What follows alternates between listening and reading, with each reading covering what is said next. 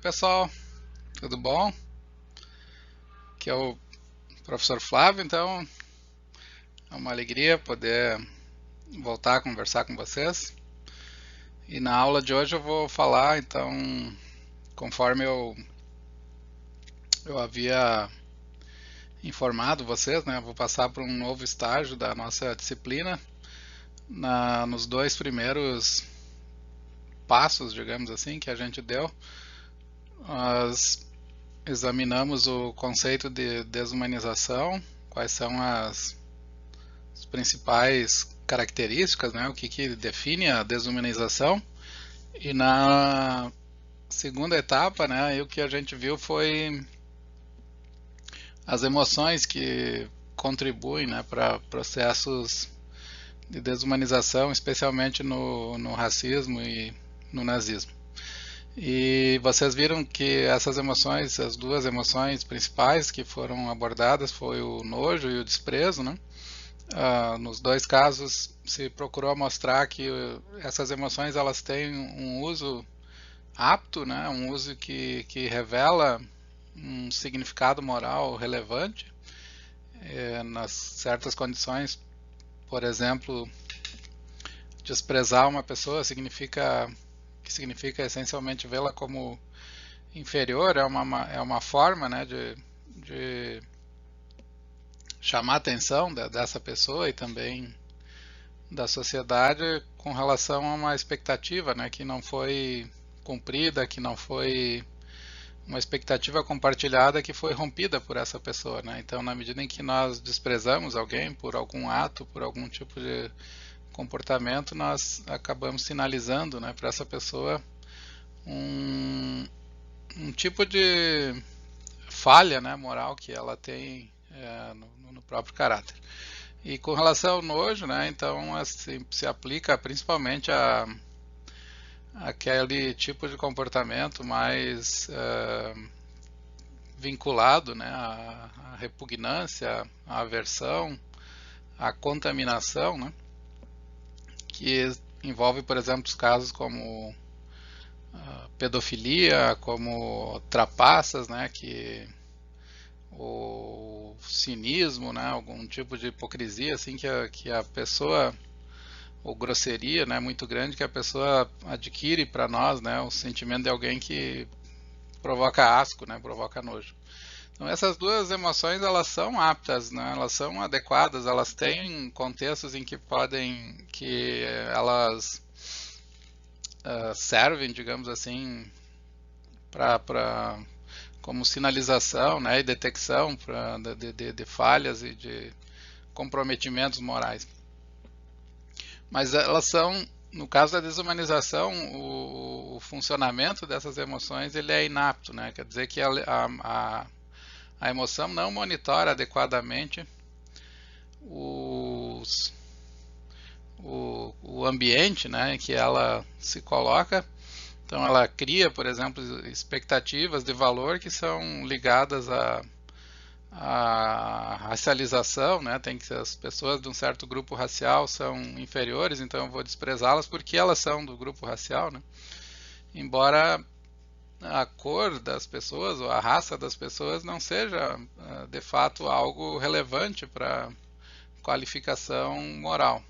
Então vocês percebem nessas emoções desumanizadoras, né, como eu chamei, no caso aqui do o ódio e o desprezo, que elas funcionam a partir de de um certo processo cognitivo de carregamento, digamos assim, né? Tem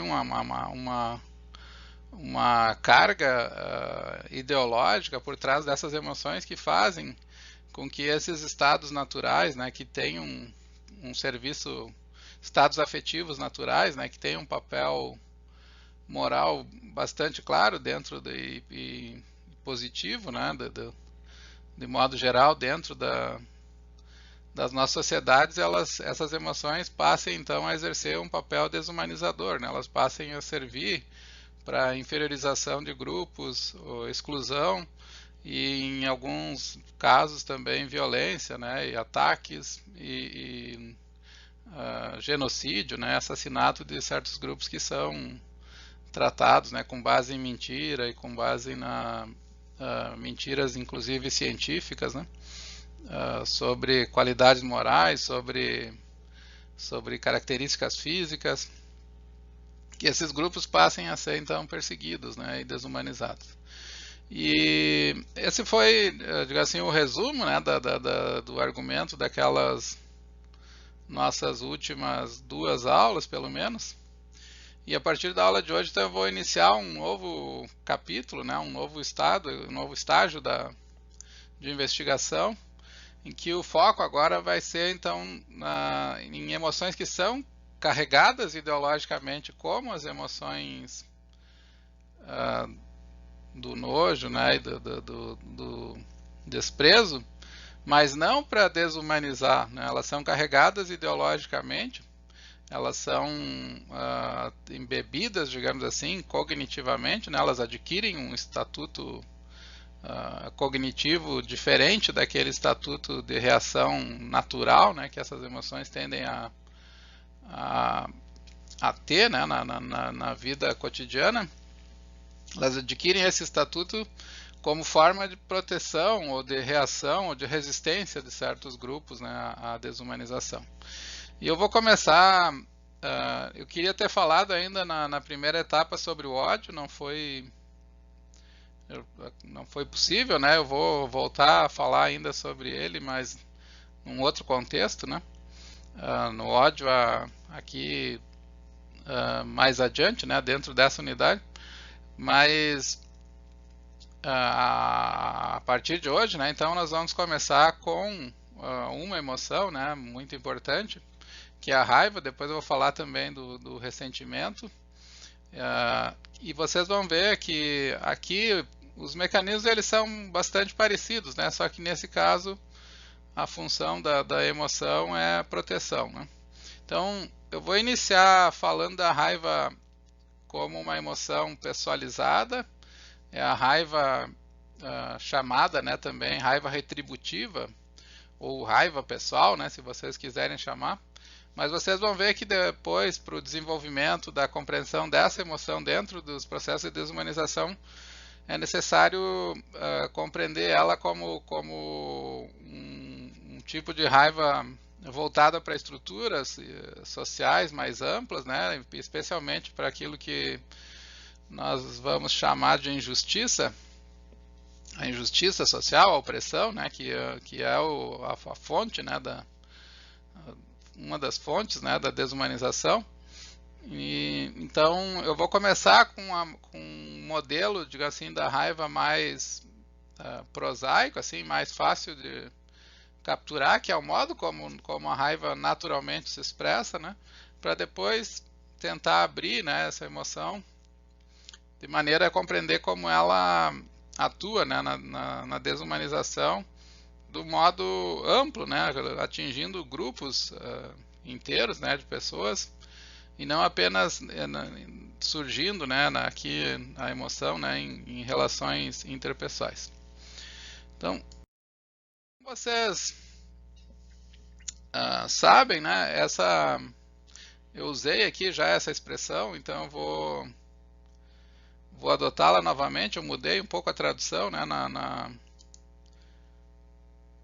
na primeira versão que eu usei, o Outlaw Emotions, eu chamei de emoções proscritas, né, mas na verdade eu acho que é melhor agora dar um sentido provocativo, né, e chamar essas emoções de emoções bandidas, porque elas são, de fato, a Alison Jagger aqui que criou esse termo, né, ela estava justamente chamando a atenção que elas são emoções de pessoas, de grupos que são inferiorizados, né, e elas se manifestam e são lidas, né, como erradas, né, como marginais. Então eu achei que seria adequado, né, usar essa expressão, emoções bandidas, né, porque elas são emoções fora da lei mesmo, assim, elas não são esperadas, e elas consistem, né, essencialmente, que distingue, o que marca essas emoções é que elas são incompatíveis com as percepções e valores dominantes, e algumas, embora não todas, dessas emoções bandidas sejam potencialmente ou efetivamente o que ela chama de emoções feministas, né? E o que, que ela quer dizer com essa ideia? E essa ideia que eu também estou usando aqui para pensar a raiva e o ressentimento, ela está basicamente, né, o que ela está dizendo é que elas incorporam certas percepções e valores feministas. Então, ao invés de serem emoções que promovem desumanização, elas são emoções que promovem resistência à desumanização, né? Então, por exemplo, a raiva, né, ela pode se tornar raiva feminista, e ela é raiva feminista quando ela incorpora, né, valores e percepções feministas, e ela vai ser raiva desumanizadora ou raiva sexista quando ela incorpora percepções e valores sexistas. Então aqui o pano de fundo de toda essa teoria, né, e também do que eu estou defendendo aqui, é que a gente precisa reconhecer que as emoções elas são socialmente construídas, que ela chama, né? Então que as emoções têm um conteúdo cognitivo, ideológico, cognitivo forte, que pode tanto ser dirigido para desumanização quanto dirigido para autoproteção, para resistência, né, à opressão. Então, o nosso tema aqui é tentar entender a raiva, né, como uma emoção desse grupo, uma emoção bandida, no sentido que ela cria um bloqueio, ela cria uma fronteira de proteção que protege, que preserva grupos inferiorizados. Ela faz essa proteção incorporando valores e percepções que são anti-racistas, por exemplo, antinazistas, né? Como forma de preservar os alvos, né? Os grupos que são inferiorizados. Então tem um grupo de autores aí bem significativo que tem trabalhado nesse projeto, né? De mostrar que emoções negativas podem ter esse sentido de preservativo, de autoproteção. Então a filósofa que eu já mencionei, a Macalister Bell, ela fez isso com relação ao desprezo, né? Ela diz que o desprezo é uma emoção apta contra o racismo, né? Ela diz que uma ética do antidesprezo, quer dizer, aquele grupo de pessoas que diz que o desprezo não é uma emoção com significado moral, são contrárias ao desprezo, ou que acha que fundar as nossas relações ou usar o desprezo nas relações interpessoais como um mecanismo de sinalização moral não é adequado, né? Ela diz então que uma ética, se alguém seguir essa receita, né, de criticar o papel moral do desprezo, né, ela diz que essa receita não proporciona as fontes necessárias para responder ao desprezo inapto dirigido a membros de grupos estigmatizados, né? O melhor modo de responder ao desprezo racista é o desprezo apto, né? Ela defende, portanto, que por desprezar pessoas que são racistas funciona, assim, tem um papel pedagógico, tem um papel de proteção, tem um papel de sinalização, né, do rompimento de uma expectativa, né? E de sinalizar que a pessoa é inferior, né, e por isso ela está sendo desprezada, que é pedagógico, né, e que ajuda as pessoas que geralmente são alvo de discriminação, de inferiorização, ajuda essas pessoas a equilibrarem, né, digamos assim, a balança da injustiça. E além dela, então, tem outros autores, aqui eu coloquei o trabalho das que tem, além da Macalister Bell, tem trabalhado com a raiva mais diretamente. Eu estava falando do desprezo ali, mas aqui a Bell tem um outro artigo sobre a raiva, né, que chama, nesse artigo ela defende que a raiva e a injustiça racial tem um valor intrínseco, né, ela mostra, então, sentir que geralmente os autores defendem a raiva em termos instrumentais. Ela é boa porque ela motiva as pessoas a lutarem contra a injustiça. E ela diz que além desse sentido instrumental, a raiva também tem um valor intrínseco. Sentir raiva de racistas, por exemplo, de atos racistas, se revoltar contra o racismo, é uma forma de mostrar amor à virtude, ódio ao vício, né? Então a raiva ela envolve, né, um sentimento negativo em relação a pessoas, né? Ela envolve um desejo, digamos assim, de retribuir o dano sofrido. E ela diz, bom, esse desejo, experimentar esse desejo é um sinal, né, de que essa revolta toda, a vontade de retribuir quando um ato racista, por exemplo, acontece, mostra o nosso amor à virtude, né, e o ódio ao vício. Portanto, é um valor intrínseco, né, que a própria raiva tem e não apenas instrumental. Além dela, da McAllister Bell, a Amia Srinivasan, que eu vou mencionar na aula de hoje, né, ela também defendeu que a raiva tem ela é contraprodutiva em termos sociais, mas mesmo assim ela é apropriada, mesmo assim ela é apta. É injusto, por exemplo, pedir que as pessoas não sintam raiva. Então, digo assim, mesmo que seja prejudicial às pessoas que lutam por justiça social agirem com base na raiva, mesmo assim é errado dizer que essas pessoas não devem agir, né? Com base na raiva, porque ela em última instância, ela cria um dilema, né, para a pessoa, que eu vou falar depois sobre que dilema é esse, né? E esse dilema implica a solução que tem se dado, né, dizendo assim, não, tu tem que te controlar, não pode agir com base nesse desejo, né, inflamado de vingança. Então esse tipo de exigência acaba colocando as pessoas numa situação de ter que optar entre sentir uma revolta justa e conter-se, né? E esse dilema, né, é um dilema que é injusto em última instância, né? Não é certo pedir para pessoas que sofrem opressão que elas se controlem, né? A Sherry, né, que é essa menina simpática aqui da foto, Misha Sherry, é professora na Universidade de Riverside, na Califórnia, Riverside, perto de Los Angeles. Ela também defende, né, que a raiva da lordiana aqui, que é a raiva que foi tal como definida pela Audre Lorde, ela é por definição virtuosa, né? Então tem um grupo de várias filósofas que têm procurado fazer uma reabilitação dessas emoções negativas, mostrando que elas têm um papel central na luta contra a desumanização e contra, principalmente mais contemporaneamente, no caso da desumanização da mulher através do sexismo, né, e da desumanização racial através do racismo. Só para completar aqui, eu cito a passagem da Audre Lorde, né? Ela diz que a raiva é uma fonte de energia, uma motivação positiva, uma força que foi ela que, na verdade, iniciou toda essa tradição de habilitação da raiva, né, como uma emoção importante. Então, ela é uma fonte de energia, uma motivação, uma força clarificadora nas lutas contra a opressão. Direcionada com precisão, a raiva pode tornar-se uma fonte poderosa de energia e servir ao progresso e mudança, né?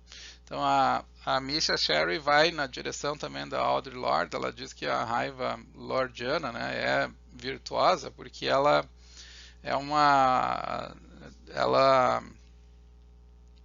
diga assim, ela não pede que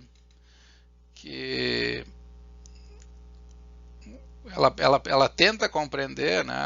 Ela interpreta a raiva como uma resposta à opressão, e portanto essa raiva não é uma raiva de alguém que deseja vingança, né? O núcleo do que a Audre Lorde está dizendo é essencialmente vinculado ao contexto social, né? E como a raiva é uma resposta a um contexto desumano, injusto, portanto ela é de partida, né, uma raiva que se pode dizer virtuosa, né?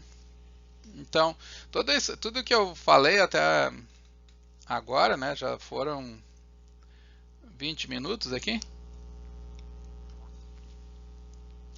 é um contexto para vocês perceberem que tem um movimento importante aqui acontecendo, né? Um movimento em que um grupo de autoras, um grupo de filósofos tem se engajado na tarefa de colocar a desumanização no foco, né, dos interesses filosóficos, mas mostrar que, principalmente, que emoções que foram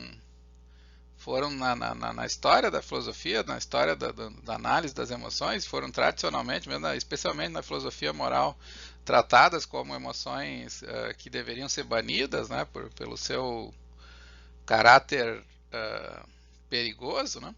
Aqui elas adquirem, então, porque essas emoções, elas foram, como a Audre Lorde diz aqui, elas foram direcionadas com precisão, elas foram ideologicamente carregadas, né, com percepções e valores da justiça, da luta contra a opressão racial, especialmente, e a opressão de gênero, né?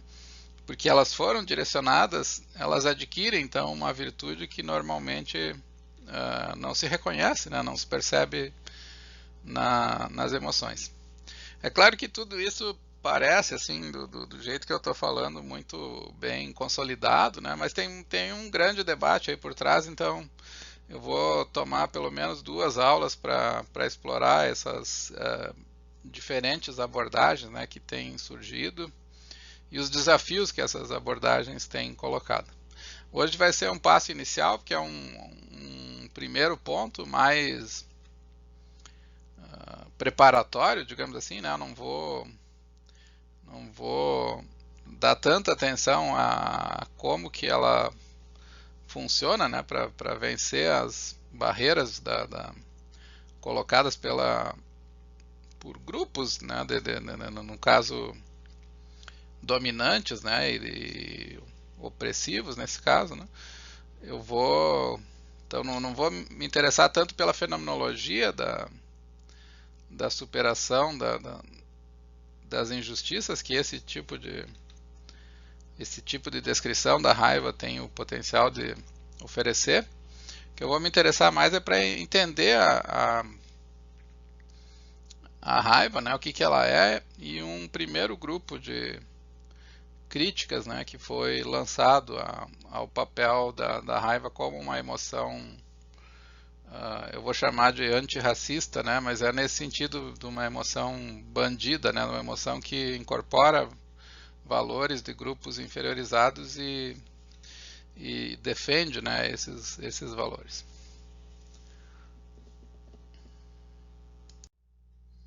Então eu começo aqui com o nosso tema aqui, que é a raiva, né? A raiva, como as demais emoções, elas têm uma série de componentes e interessa para nós decompor, né, e examinar cada um deles. E esses componentes eles foram oferecidos pela primeira vez na definição que o Aristóteles deu na retórica da raiva, né? Ele diz que a raiva é um desejo de vingança doloroso, né? Um desejo doloroso de vingança que tem uma dor aqui, né, que surge de uma desconsideração percebida em relação a um indivíduo, né, a mim, por exemplo, ou alguém que é próximo a mim, vinda de pessoas das quais não se espera uma desconsideração, né? Então, aqui vocês podem ver que pela definição do Aristóteles tem vários componentes, né? A raiva é uma emoção complexa e eu separei aqui, né, pelo menos 4 componentes. Então, do ponto de vista fisiológico, ela tem uma tensão, faz parte, né, dessa emoção, uma tensão muscular e a migração, né, do sangue para a parte superior do corpo. Ela tem componentes fenomenais, que é esse componente de dor, né, não é uma emoção agradável, né, a pessoa se sente tomada, né, por um desejo ruim, né, não é um desejo agradável de se vingar, de arrebatamento, né, alguns o Sêneca diz que ela se aproxima do transe e da loucura, né? Uma emoção muito perigosa. Tem um componente comportamental, que é o desejo de vingança, e tem principalmente, né, um componente cognitivo, que é o juízo avaliativo de que algo profundamente errado contra si mesmo, alguém próximo, foi realizado, né? Então eu vou destacar esses dois pontos principais, que é o componente cognitivo e o componente comportamental. Que são esses dois pontos que têm mobilizado a boa parte da discussão, né? O primeiro deles consiste em dizer que o ato, né, que eu sofri pode ser um comentário, pode ser uma violência física, pode ser um roubo, um assalto, uma tentativa de agressão. Então eu experimento esse acontecimento como algo errado, como algo injusto, e imediatamente, né, o que nós sentimos é um desejo fortíssimo assim, de vingança, né? A raiva, então, usualmente, ela tem essa marca de alguém, né, que deseja, aquele que se sente ofendido, né, pelo ato, deseja vingança, né? Não é como qualquer outra emoção, né, em que eu avalio, como por exemplo na indignação, né, eu avalio o que a pessoa falou como sendo de algum modo injusto, incorreto em relação a mim, mas eu não tenho o impulso de me vingar e fazer algo para que a pessoa nunca mais repita, né, o que ela, ou diga, né, o que ela fez.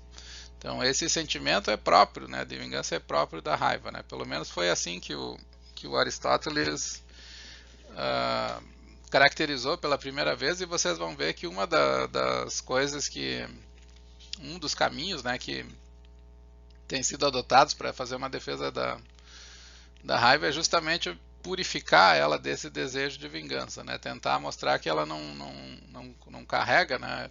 Não é constitutivo da raiva sempre envolver a ideia de retribuição, né? Um dano foi causado a mim, então agora tu vai me pagar.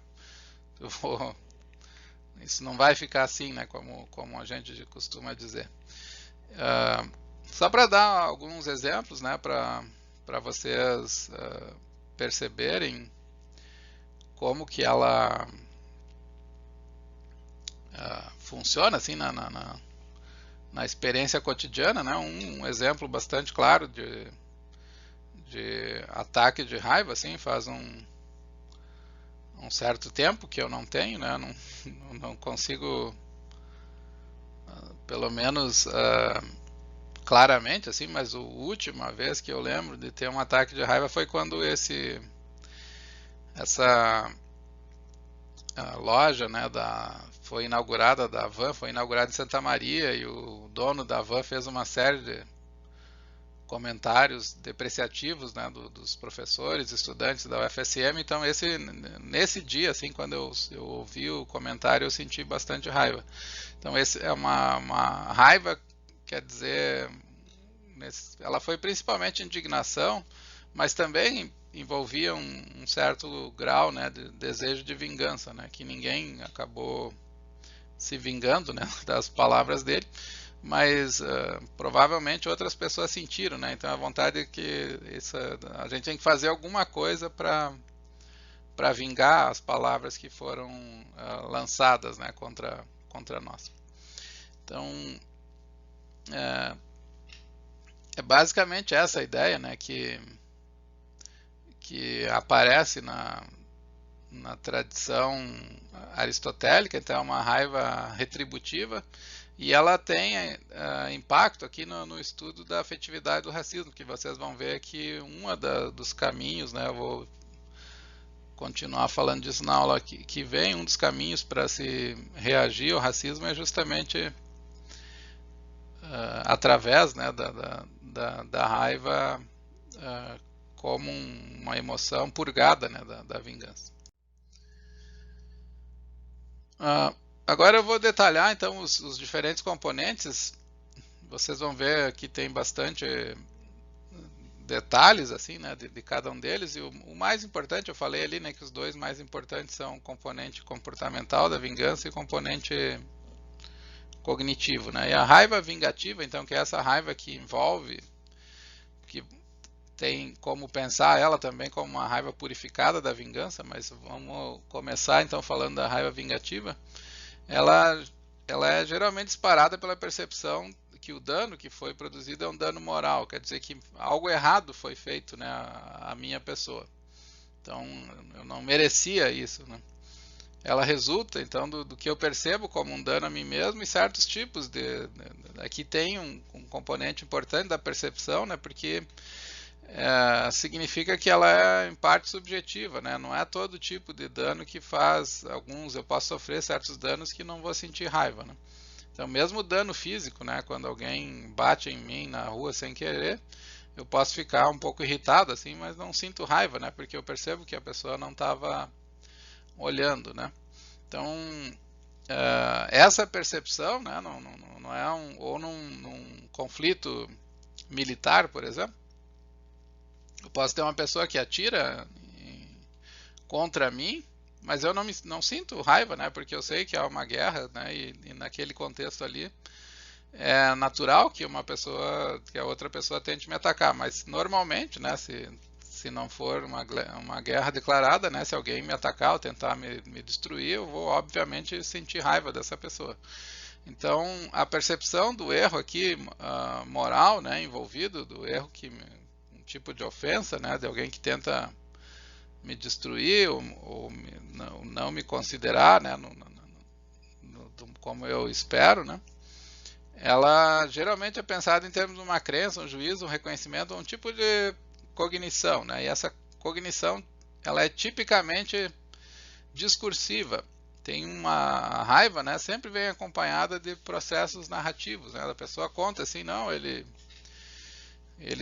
falou, né, sem mais, que os nossos alunos eram zumbis, né, e a pessoa não sequer conhece a universidade, sequer sabe o que nós fazemos aqui dentro, né, então eu sinto que a minha raiva avalia aquela declaração como uma declaração ofensiva, ela promove, né, um certo tipo de dano, uma desconsideração a mim e aos meus alunos, e algo errado, né, foi feito, e essa percepção de que algo errado foi feito não é simplesmente uma percepção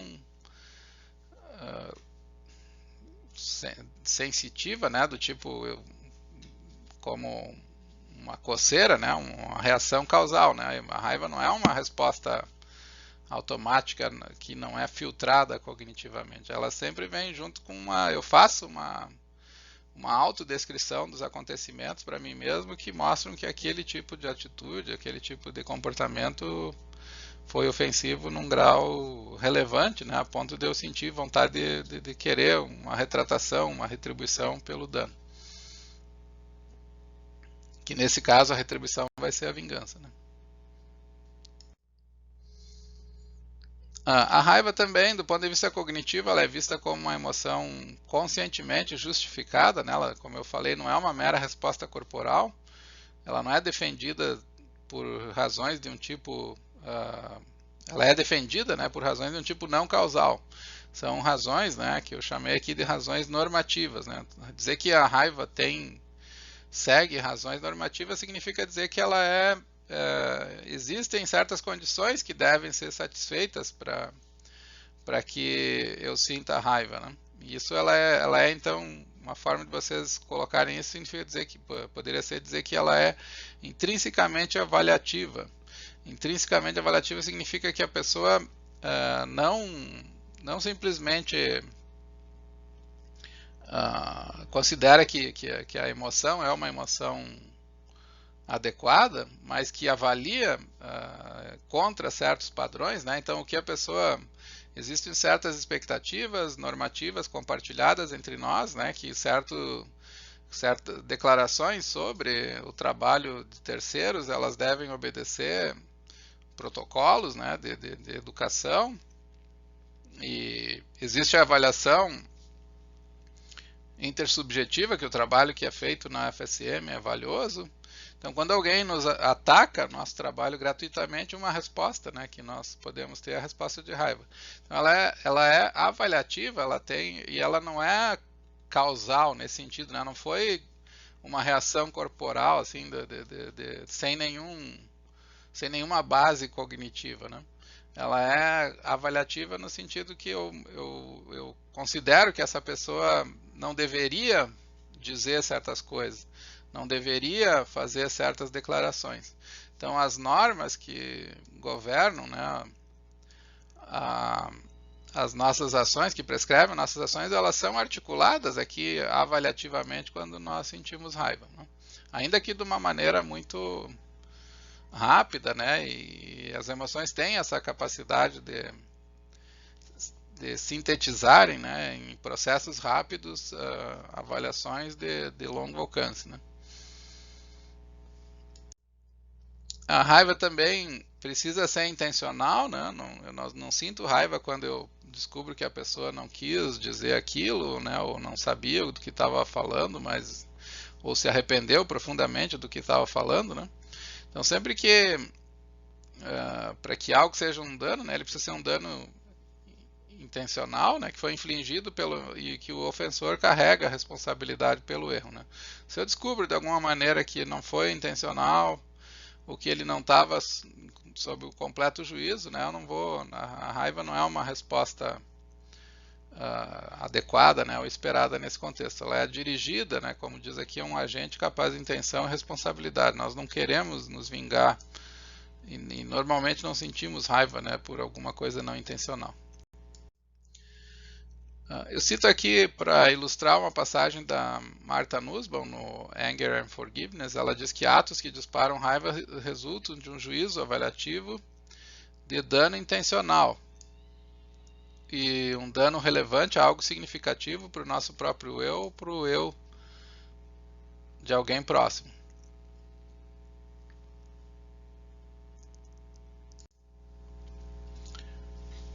Então a emoção da raiva, ela faz uma avaliação da situação, né, como danosa, ela para o agente, né, faz parte dessa avaliação, né, para reconhecer que o ato é um ato intencional, né, não alguma coisa que a pessoa que produziu o ato, né, não foi responsável. Eu cito aqui uma passagem bem importante da Martha Nussbaum. Ela diz que as avaliações e crenças envolvidas na raiva, elas são feitas do ponto de vista do agente e registram suas próprias visões acerca daquilo que importa na vida, em vez de algum conjunto de valores distantes e impessoais. Então, mesmo naqueles casos em que a raiva ou a indignação é despertada por coisas distantes, como uma injustiça política, mesmo quando ela não envolve diretamente o próprio agente ou uma pessoa próxima, as emoções só acontecem, né, só ocorrem porque elas foram incorporadas como preocupações numa concepção pessoal do que é importante nas nossas vidas, né? Se essa incorporação não ocorrer, sem essa estrutura de preocupação, a emoção não surgiria e desapareceria imediatamente. Então, é isso que ela está... e que eu acho que é uma descrição bastante completa aqui do componente cognitivo da raiva, né? Que ela envolve, embora ela não precisa ser necessariamente um dano físico, né? Pode ser qualquer ataque, digamos assim, a algo que é central para a minha ordem de interesses e preocupações, né? Tem uma gama assim de ofensas, digamos assim, de danos, né? Que eu considero que a pessoa fez algo errado, é errado ter dito isso, ter feito isso em relação a mim, que é muito abrangente, né? Então, essa percepção de dano, ela está incorporada, ou ela é facilmente compreendida, né, se for colocada em relação ao que ela chama aqui, né, das preocupações que constituem uma concepção pessoal do que é importante na nossa vida, né? O segundo, então, com isso eu termino ali a primeira parte sobre o componente cognitivo e agora eu vou então passar para os outros componentes. Então, um outro componente é o fisiológico, né? A raiva é um tipo de excitação corporal que a gente usualmente diz que me ferveu o sangue, né? Quando eu sinto raiva. Ela tem também um componente de resposta ao erro, né? Então, que é o componente comportamental reativo, né? O sentimento aqui reage adequadamente, né? Mas certos sentimentos, melhor dizendo, reagem adequadamente ao mundo, mas nem todos procuram afetá-lo, né? E a raiva, ela é reativa, ela procura afetar o mundo, né? E a forma como ela faz isso é através da vingança. Então, o componente reativo é o componente comportamental aqui de tentar produzir naquele que foi o portador, o causador da raiva, né, um tipo de movimento de retribuição, né, através da vingança. A raiva, ela é dirigida então ao outro também, que o alvo principal dela geralmente eu sinto raiva de pessoas, né? É um agente. Quando ela é posta em ação, normalmente os resultados são perseguidos, né, deliberadamente contra alguém. Então, se lembram dos filmes, né, que alguém raptou, né, a filha dos filmes esqueci agora o nome daquele ator, do Liam Neeson, né, que ele vai viajar, a filha dele vai viajar e sempre tem um grupo de terroristas, traficantes de algum país do leste europeu, não sei ou um país árabe que sequestra a filha dele. Então ele não só ele sente ele muda completamente a vida dele, né? Ele é um professor pacato, não sei, vira um caçador desses bandidos, né? E vai atrás deles deliberadamente criando um plano, né, para se vingar, e um a um deles, né, ele vai matando ou torturando até conseguir vingar completamente, né, o dano que foi causado a ele, né? Então aqui vocês veem que pensem também no caso de um pai, né, que tem um filho assassinado, não sei, ele alimenta sentimentos de revanche, né, com o bandido, vai atrás e quer às vezes vingança, né, quer matar e cria planos de como pode fazer isso, e alguns fazem isso, né, também. Recentemente, ali na Serra, perto da cidade onde a minha mãe mora, um pai, né, ficou sabendo que uma pessoa, um adulto, né, estava seduzindo o filho dele, né, e resolveu que matar a pessoa, né? Então planejou, ficou esperando, descobriu a rotina, né, da pessoa e finalmente atirou nela, né? Então o suposto assediador, né, foi morto pelo pai. Então esse é um tipo de exemplo claro, assim, de que de como a vingança atua, né, de maneira deliberada em relação a uma pessoa, né, que é a fonte da ofensa, do dano, né, que o pai, nesse caso, reconheceu nele, né, alguém que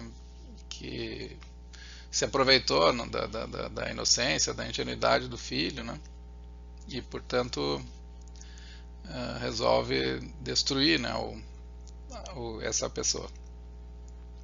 Então, o alvo aqui, né, nesses exemplos de danos físicos, né, o alvo fica bem claro, assim, que o alvo é uma pessoa, né? Embora a gente possa pensar também da raiva como uma emoção um pouco menos pessoalizada, né, menos vingativa, né?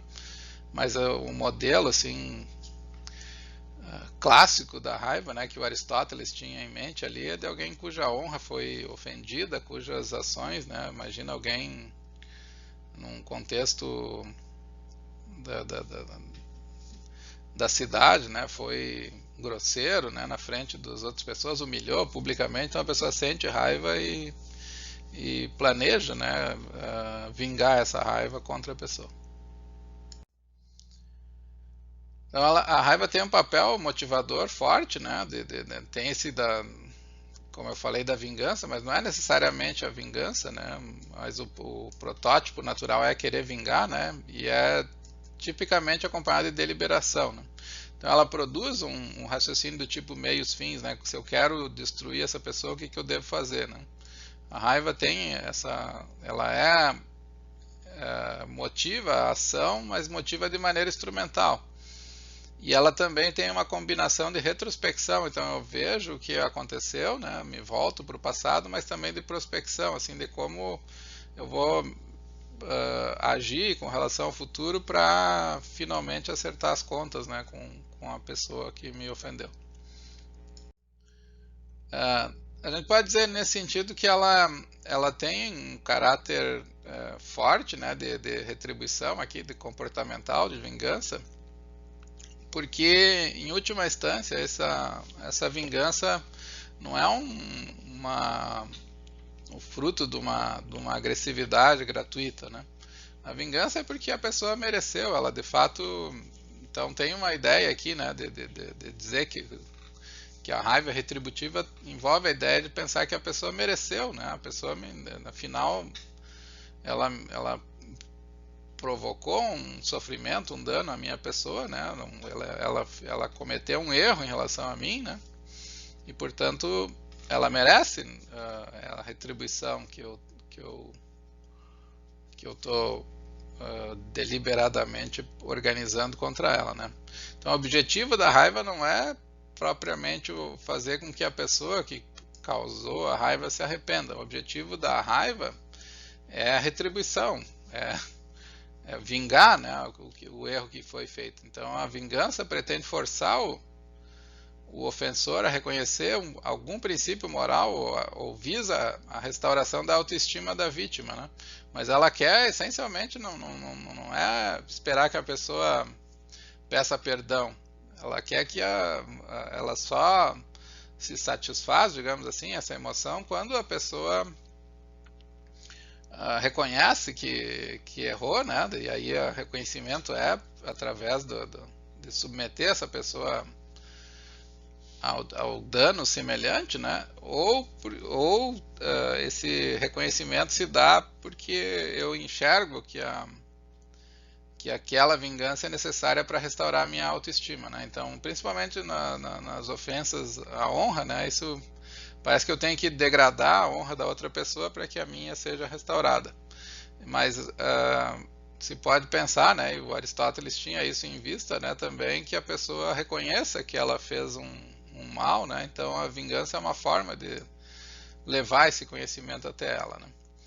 A ideia de retribuição então sugere que algo mais que o merecimento está envolvido aqui, né? Um tipo de aprendizagem talvez ou talvez uma restauração da autoestima, né? A pessoa quer sentir que ela foi atacada de maneira injusta e quer restituir o seu status, né? Ou ela quer que a pessoa reconheça que aquele tipo de tratamento é indigno, né? E não deve se repetir, né? Então a vingança tem essa pretensão, né? Se diz normalmente, mas por que tu quer? Por que tu deu um soco? Por que deu uma surra nele? Bom, ele falou tal coisa, ele mereceu, né? E mereceu aqui significa que a pessoa tem que aprender uma certa lição, né? E que eu também quero recuperar a minha posição maculada, né? Pela ofensa. Por último, também a raiva é comunicativa, né? Que significa dizer que a pessoa que promoveu o ato, né, ofensivo, ela precisa reconhecer que a raiva é dirigida a ela. Aqui é bastante claro, né? Também nos filmes vocês lembram de alguém que cria um plano de vingança, só que no final a pessoa acaba morrendo, né? Antes ou na hora em que ela deveria ver, as contas deveriam ser acertadas, né? Num ataque, por exemplo, a pessoa que tu queria humilhar, ela acaba sendo atingida e morre antes, né, de conseguir da vingança se completar. Então aqui fica claro que a raiva ela tem o sentido, né, de buscar um certo senso de justiça, e esse senso de justiça ele exige que a outra pessoa reconheça que quebrou, né, uma certa expectativa. Então ela tem que ter conhecimento, tem que se mostrar, tem que ser algo recíproco, assim, tu me ofendeu e eu estou te ofendendo, então agora tu vai aprender que não deve repetir esse tipo de situação.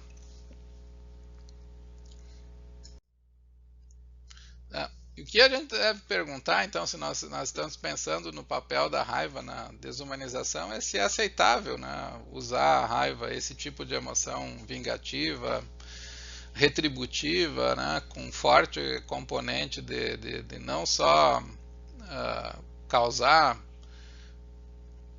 um tipo de dano, né, que foi sofrido no outro, mas também muitas vezes esse dano geralmente ele é maior para que a pessoa aprenda, né, e definitivamente não repita, né. Se esse tipo de raiva é aceitável para aqueles que desejam, né, então lutar contra a desumanização. Então pensem no caso do nazismo, né, tem a Agnes Kaller tem um artigo interessante sobre raiva, né, que ela diz que a mãe dela viu ela um certo dia brincando com uma criança. A mãe dela foi sobrevivente dos campos nazistas. Os dois avós dela, tanto do pai, do lado do pai quanto da mãe, foram prisioneiros de campos de concentração. E num certo dia a mãe dela viu que ela estava num hotel, perto de um hotel, brincando com uma menina alemã, e ela foi lá correndo, né, e tirou ela de lá e disse que aquilo era inaceitável, que ela tinha que respeitar o sofrimento, né, e foi logo depois, né, do fim do nazismo, tinha que respeitar o sofrimento da família dela.